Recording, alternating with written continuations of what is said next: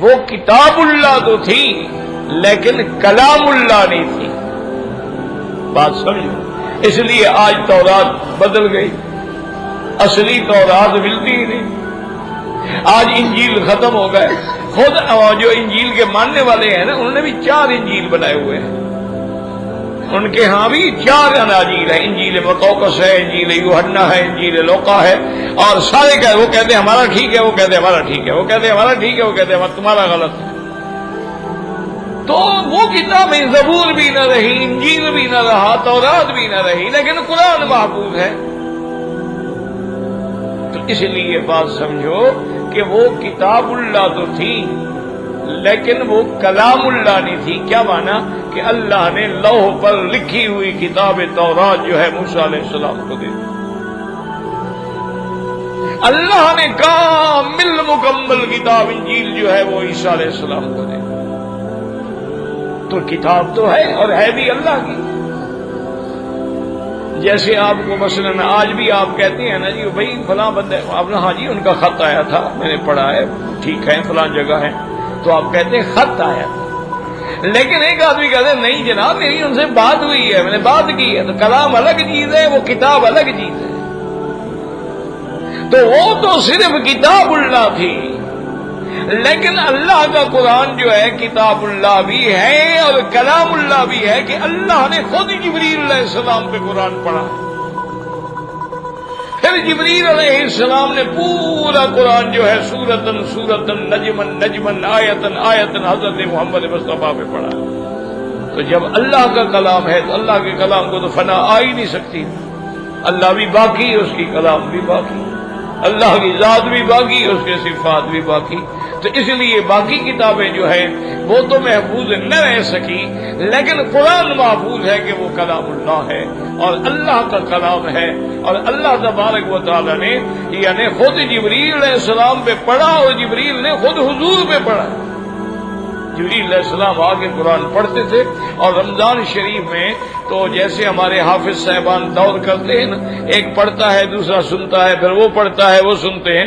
جبریل حضور کے ساتھ آگے دور بھی کرتے تھے، یعنی جبریل پڑھتے تو حضور سنتے، حضور پڑھتے تو جبریل سنتا. اور خدا کی شان دیکھیں، جس سال میرے مدنی سرکار کی وفات ہے اس سال حضور نے 2 دفعہ دور کی. تو یہ سارے اشارات تھے.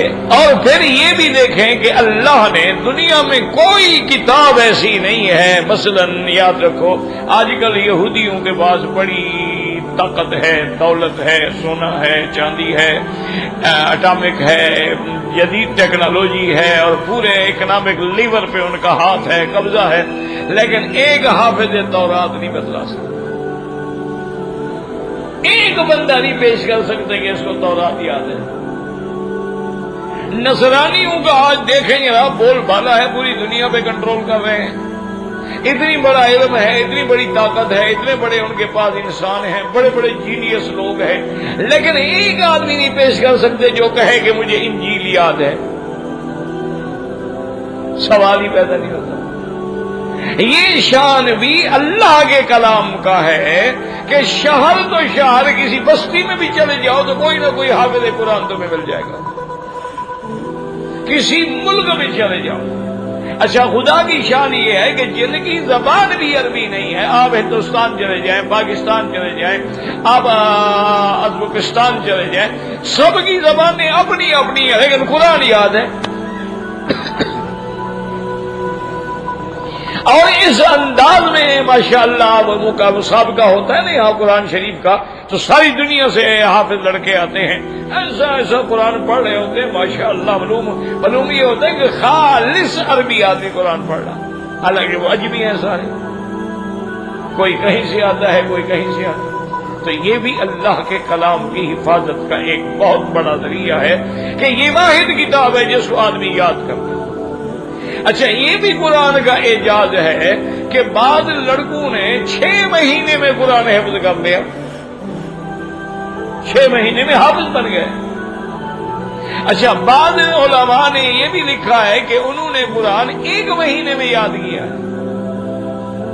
روزانہ 1 پارہ یاد کرتے اور رات کو تراویح میں پڑھ دیتے. تو یہ بھی اعجاز اللہ کے قرآن کا ہے جو اور کسی کو نصیب نہیں ہوا ہے کہ اتنے حافظ اور اتنے قرآن کو محفوظ کرنے والے اور ایسے ایسے لوگ بھی ماشاءاللہ پیدا بھی ہوئے ہوتے رہیں گے، اب بھی تھے کہ جو سارا قرآن الف سے لے کر مناس تک جو ہے ایک رات میں پڑھ لیں، اب بھی دنیا میں رہے۔ خود حضرت شیخ الحدیث رحمۃ اللہ علیہ نے اپنا واقعہ لکھا ہے کہ جب میں جوان تھا، پڑھتا تھا، تو